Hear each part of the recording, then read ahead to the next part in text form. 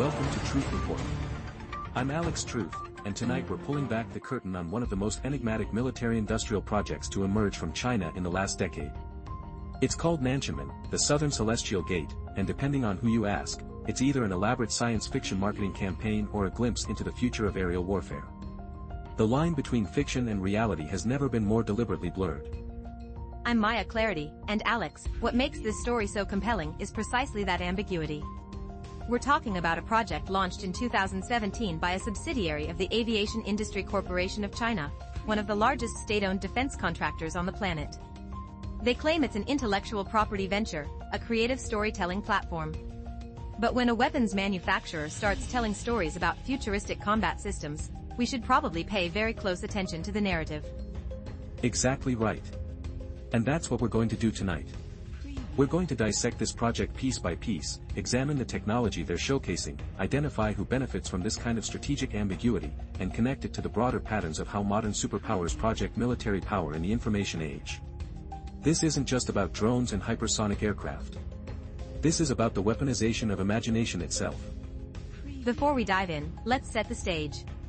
The South China Morning Post, one of the most authoritative English-language publications covering China, recently published a comprehensive breakdown of what we actually know about Nantianmen. And that reporting is going to be our primary source tonight. But we've also been tracking the broader context of Chinese military modernization, and trust me, this project doesn't exist in a vacuum. So let's break down what the Nantianmen Project actually is. According to official statements, this is fundamentally an aviation-themed science fiction intellectual property. Think of it as China's answer to the military entertainment complex that America has perfected over decades with Top Gun, Transformers, and countless other productions that blur the line between Pentagon propaganda and Hollywood blockbuster entertainment. But here's where it gets interesting, Alex. The project reportedly showcases more than 100 conceptual aerospace designs. 100.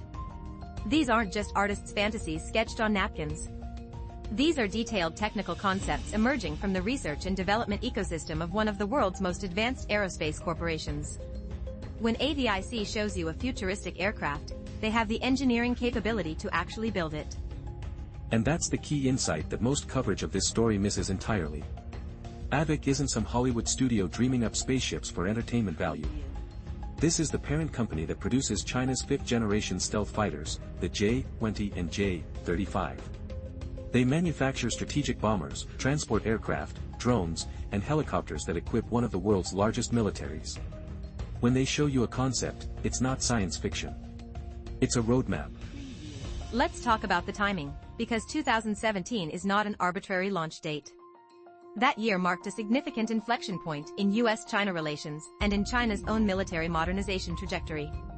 President Xi Jinping had just consolidated power, and the People's Liberation Army was in the midst of the most comprehensive restructuring in its history. The aerospace sector was being tasked with leapfrogging American technological dominance. And here's what the Western defense establishment doesn't want to admit publicly: that leapfrogging strategy has been remarkably successful. China's drone technology, their hypersonic weapons development, their space capabilities have all advanced at a pace that consistently surprised American intelligence assessments. The Nantianmen Project fits into this pattern as a form of strategic signaling. Strategic signaling through science fiction. Let's unpack that concept, because it's crucial to understanding what China is actually doing here. When you release detailed conceptual designs for futuristic weapons systems under the guise of entertainment, you achieve multiple objectives simultaneously. You inspire your domestic aerospace engineering talent. You gauge international reaction. You plant seeds of uncertainty in your adversary's planning. It's psychological operations wrapped in an intellectual property wrapper. And it's not without precedent. The United States military has been doing this for decades through its formal entertainment liaison offices. The Pentagon literally reviews scripts, provides equipment and personnel for favorable portrayals, and shapes how American military power is perceived globally through popular culture. The difference is that China is being far more direct about the technological substance. American military entertainment typically glorifies the warrior ethos, the heroism, the sacrifice. It's about recruiting and public relations. The Nantianmen Project appears more focused on the hardware itself, on establishing a visual vocabulary for what Chinese aerospace dominance might look like in 20 or 30 years.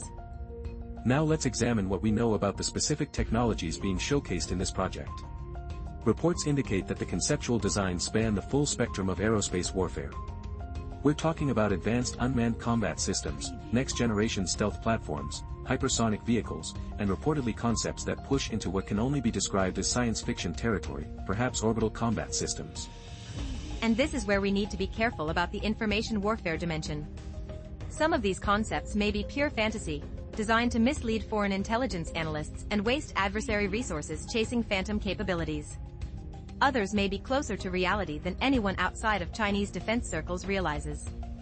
The strategic value lies precisely in that uncertainty. Think about how American defense planners have to respond to something like the Nantianmen Project. They can't simply dismiss it as science fiction, not when it's coming from a proven aerospace manufacturer with state backing. They have to allocate analytical resources, update threat assessments, potentially adjust their own development programs. The fiction becomes a forcing function for real-world resource allocation. Who benefits from this approach? Let's follow the money and the power, because that's where the truth always lives. AVIC and its subsidiaries benefit directly from increased government funding justified by an ambitious technological vision. The Chinese Communist Party benefits from domestic propaganda that portrays China as a technological superpower capable of matching or exceeding American capabilities. The People's Liberation Army benefits from the recruitment and morale implications. Young Chinese engineers and scientists see these visions of futuristic aerospace technology and are drawn toward careers in the defense sector. It's the same pipeline that Top Gun created for U.S. Navy recruitment, but with a distinctly Chinese technological nationalist character. But there are also losers in this equation, and they're less obvious. Chinese taxpayers are funding a massive defense buildup that these propaganda exercises help justify. Resources that could address domestic challenges, environmental degradation, healthcare, education, are being channeled into military competition. The people always pay for imperial ambitions, regardless of which empire we're discussing. And globally, the acceleration of aerospace arms competition that projects like Nantianmen contribute to creates risks for everyone. We're watching the early stages of what could become a new Cold War in the skies and in space. Every conceptual design that gets taken seriously on one side triggers a response on the other. It's an action-reaction cycle with no obvious off-ramp. Let's talk about the broader power structure implications, because the Nantianmen Project doesn't exist in isolation. It's one node in a much larger network of Chinese strategic initiatives designed to reshape the global order. The Belt and Road Initiative. The Made in China 2025 industrial policy. The aggressive territorial claims in the South China Sea. These are all connected. The aerospace sector is particularly critical because air and space dominance has been the foundation of American global military hegemony since World War II. Any serious challenge to that dominance threatens the entire architecture of U.S. power projection. And China understands this deeply, which is why they're investing so heavily in exactly these capabilities. What we're seeing with Nantianmen is the soft power complement to hard power development. China is not just building advanced weapons. They're building a narrative about Chinese technological superiority. They're conditioning both domestic and international audiences to accept the idea of Chinese aerospace dominance as inevitable. That psychological preparation has real strategic value. And here's the uncomfortable truth that neither American nor Chinese officials want to discuss openly: this competition isn't really about security in any meaningful sense. Both nations already possess nuclear arsenals capable of destroying human civilization. The new systems being developed, the hypersonic weapons, the autonomous drones, the orbital capabilities, don't fundamentally change the strategic balance. They exist because military-industrial complexes in both countries need missions to justify their budgets. That's the pattern we keep exposing on this show, Alex. The security state creates threats to justify its own expansion. The Nantianmen Project is presented as evidence of a Chinese threat that requires American response. That American response becomes evidence of a Western threat requiring Chinese countermeasures. And the cycle continues while defense contractors on both sides profit enormously. Let's talk about what's not being discussed in the coverage of the Nantianmen Project, because the gaps are often more revealing than the information provided. There's remarkably little transparency about actual funding levels, about which concepts have moved beyond the drawing board into prototype development, about the military's formal involvement versus the corporate subsidiary's independent initiative. That opacity is a feature, not a bug. It allows maximum flexibility in how the project is presented to different audiences. To domestic Chinese audiences, it's evidence of national technological prowess. To foreign observers, it's deliberately ambiguous, possibly a threat, possibly just entertainment. The uncertainty itself is the weapon. And Western media coverage often falls into predictable patterns. Either dismissing Chinese capabilities with a kind of reflexive arrogance that has repeatedly proven unfounded, or hyping every development into an existential threat that justifies increased Western defense spending. Neither approach serves the public interest. Both serve various institutional interests. The truth, as usual, is more complicated. China is genuinely developing advanced aerospace capabilities that will reshape regional and potentially global military balances over the coming decades.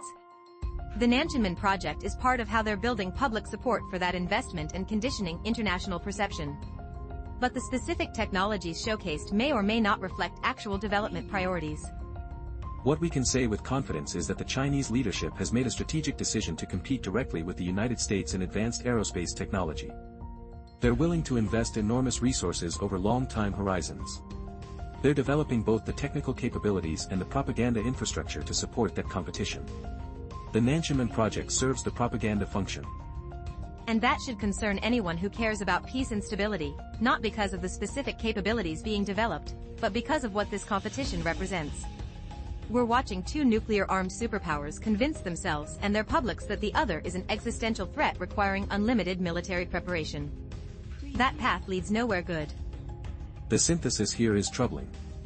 We have a state-owned aerospace corporation, one of the world's largest defense contractors, using science fiction storytelling as a vector for military propaganda and strategic signaling. We have deliberate ambiguity designed to maximize both domestic mobilization and foreign uncertainty. We have a competition dynamic that serves institutional interests in both countries while threatening broader human interests. And we have a media ecosystem, both in China and the West, that struggles to provide the kind of critical analysis this situation demands. Coverage tends toward either amplification or dismissal rather than the nuanced assessment that might actually inform public understanding and democratic decision-making. The question we're left with is what kind of future is being built here, and for whom? The aerospace executives and military officials and political leaders driving these programs have their own interests and their own vision. But they're making decisions that will shape the world our children and grandchildren inherit. And they're doing it largely outside of meaningful public deliberation. That's the fundamental democratic deficit we keep returning to on this show. National security is used as a trump card to shut down public debate about the most consequential decisions any society makes. How much do we spend on weapons versus schools? What risks are we willing to accept? What future are we building? These questions get answered by small circles of insiders while the public is fed propaganda dressed up as entertainment. The Nantianmen Project is a perfect example of this dynamic. It's literally propaganda dressed up as entertainment, with just enough real technological substance to serve multiple strategic purposes. And most reporting on it will either hype the threat or dismiss it entirely, rather than exposing the underlying power dynamics. So what can we actually do with this information? First, be skeptical of both threat inflation and threat dismissal. Chinese aerospace capabilities are real and advancing, but not every concept design represents an imminent weapons system. Maintain proportionality in your assessment. Second, follow the money and the institutional interests. Who benefits from increased defense spending? Who profits from arms competition? When you understand the incentives, you understand the behavior. Defense contractors in both countries are making fortunes from this competition, and they have every incentive to keep it going. Third, demand transparency and democratic accountability. National security should not be a blank check for executive action outside public scrutiny.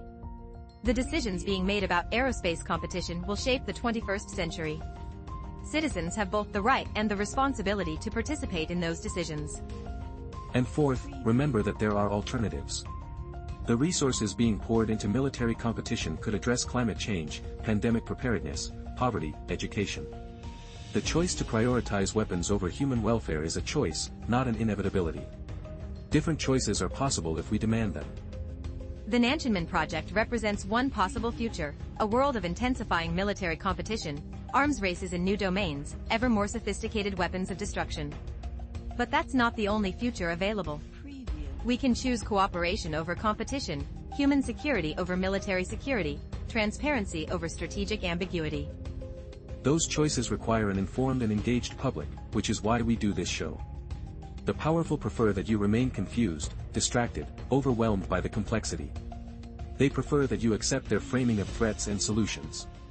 Our job is to provide alternatives to that framing. So when you hear about the mysterious Nantianmen Project, remember, it's not just science fiction, and it's not just a weapons program. It's a node in a much larger network of power, profit, and propaganda. Understanding that network is the first step toward changing it.